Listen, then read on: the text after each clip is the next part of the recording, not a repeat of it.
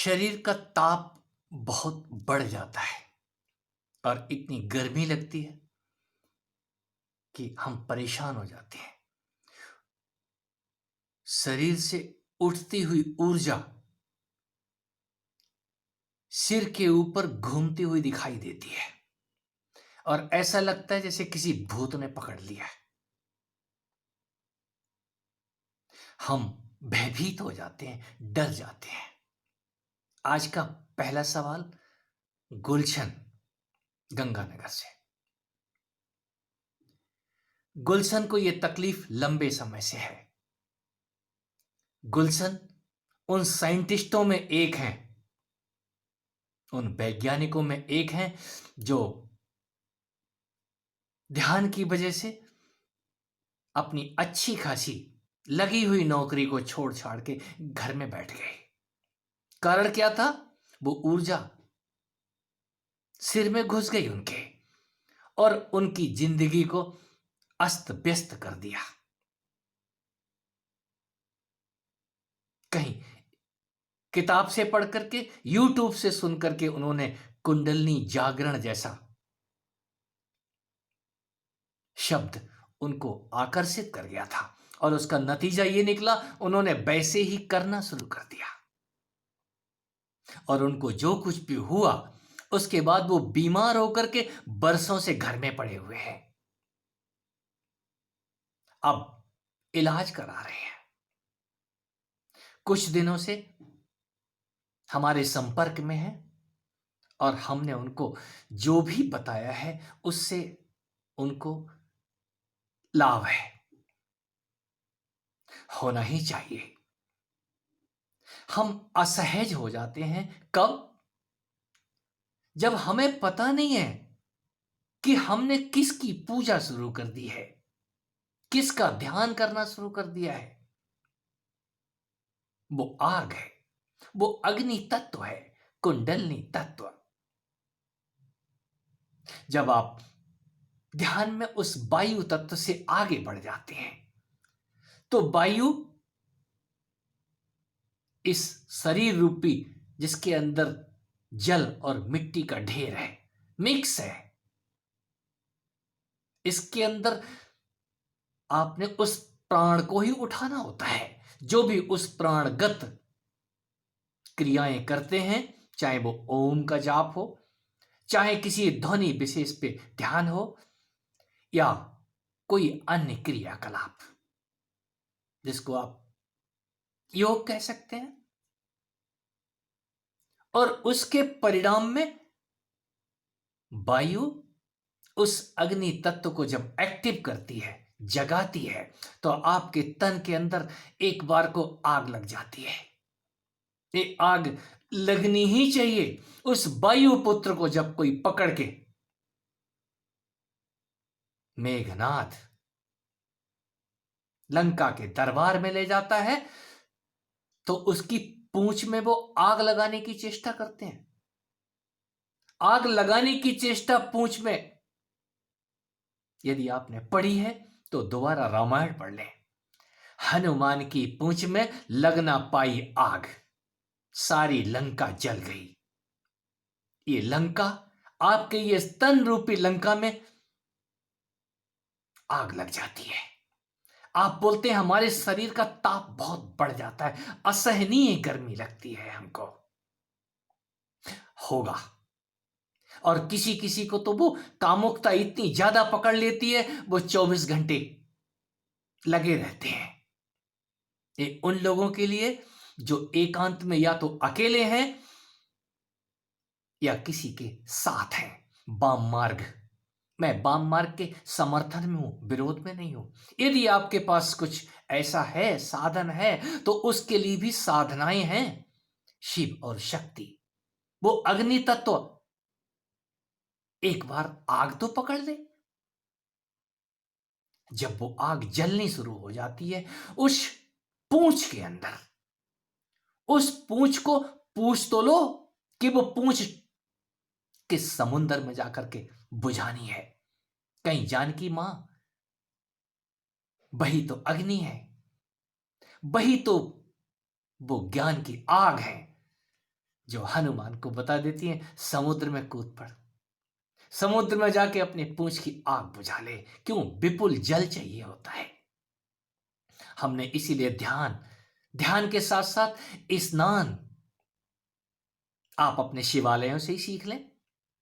कहीं जल के नजदीक ये सब कृत्य, ध्यान और साधनाएं नदियों के संगम पे, झीलों के, तालाबों के किनारे, झरनों के निकट, पहाड़ों के शिखर पे जहां पर जल हो। और यदि आप बाहर ये सब करते हैं तो अंततः जब आप उस सफलता की दहलीज पे चल रहे होते हैं, आप अपने ही अंदर उस शिखर की तरफ बढ़ना शुरू कर देते हैं। वो शिखर आपके ही अंदर है। वो ताप शनैः शनैः शांत हो जाता है। ये लंबी प्रक्रिया है। जो भी इस ध्यान और योग से गुजरते हैं उनका फिर पड़े रहने को जी करेगा, आलसी हो जाएंगे। जब उनको ताप बढ़ेगा तो शरीर निढाल होकर के लुढ़क जाएगा। अजगर करे न चाकरी, पंछी करे न काम, दास मलूका कह गए सबके दाता राम। मैं आज 5 अगस्त को भगवान श्री राम के जय घोष के साथ उनके जो भव्य मंदिर का निर्माण हो रहा है, मैं यहां से अपने शब्द पुष्प अपने प्रभु श्री राम पे चढ़ा रहा हूं। क्यों? कहीं उन्हीं की कृपा से हनुमान समझ में आते हैं, उनकी पूंछ समझ में आती है, और कहीं भगवान श्री राम का ही काम है जिसको लेकर के वो लंका में छलांग लगा रहे हैं। मां की खोज करनी है। कहीं मां दिखाई दे गई है उनको तो वो मतवाले क्यों ना हो। वो पूंछ में आग लग जाती तो परवाह नहीं करते। क्यों?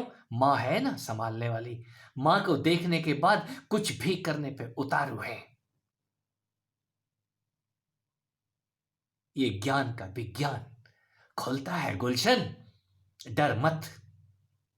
मुझे डर लगता है जब भी कोई अंग विशेष में कोई हलचल होती है, मेरा हाथ उठता और गिरता है। अचानक मैं उठ के बैठ जाता हूं। मुझे कौन उठा देता है? अरे डरो मत, तुमको किसी ने थाम लिया है, और जिसने थामा है वो थामने वाला तो तुम्हारे ही अंदर है। मैं उसी को राम कहता हूं। यदि उन्होंने छोड़ दिया तो इस भवसागर में तेरा पता नहीं चलेगा।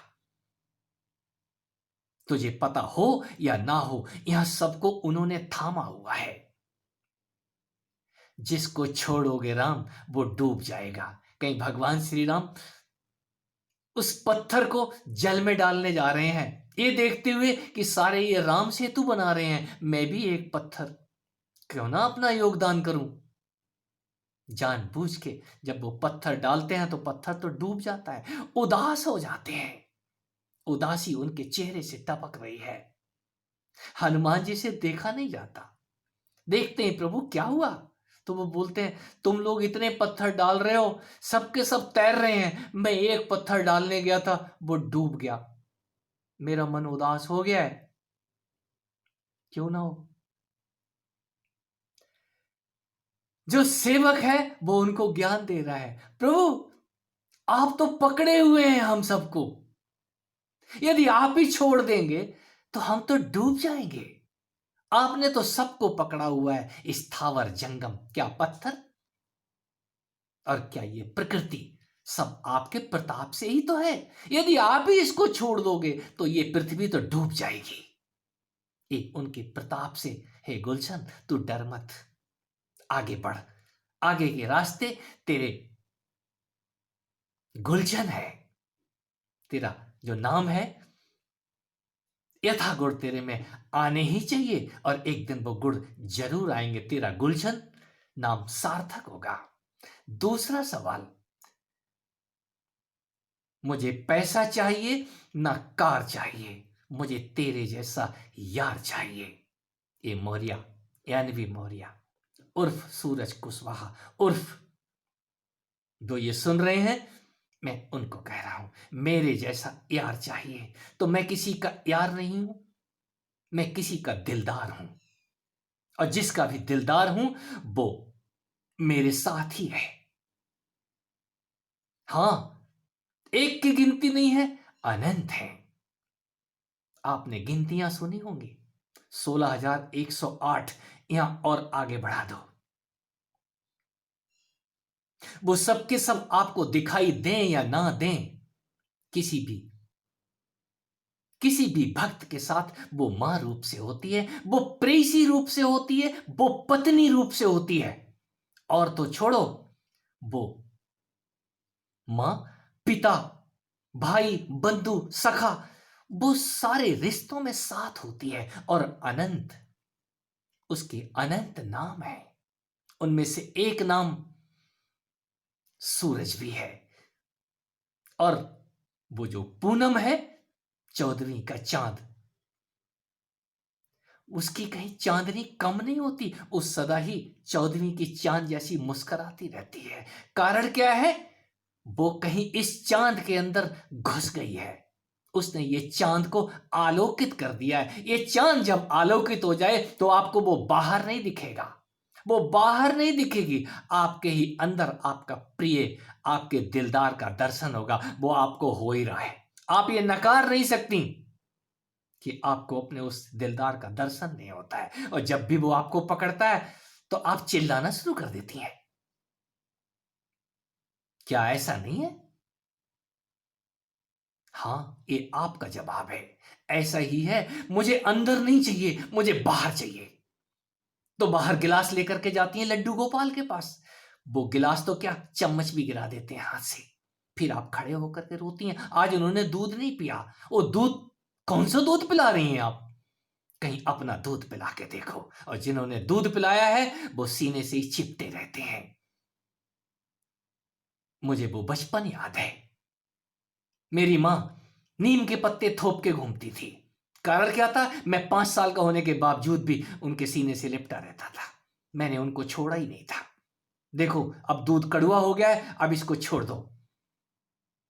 परेशान होकर के मुझे मेरी दादी के पास छोड़ दिया जाता है, मैं दादी से चिपटा रहता हूं। मेरी दादी ने मुझे बहुत बड़े होने तक वो सब ऐश्वर्य दिया है, मैं आज गदगद होता हूं।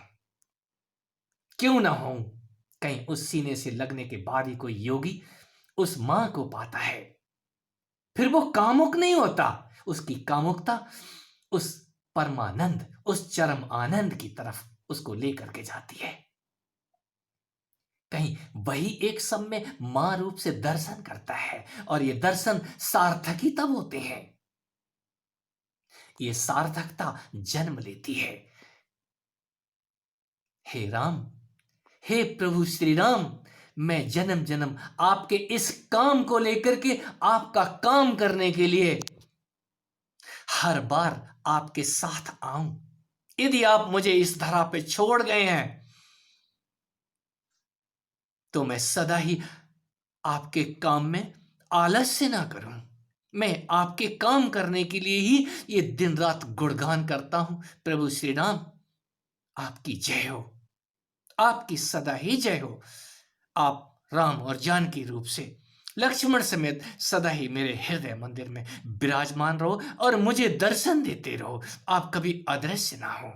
मैं उनके चरण को देख के ही उनकी शरण जाता हूं, और मैं सबको शुभकामनाएं देता हूं जिनको वो अंदर दिखाई देने शुरू हो गए हैं।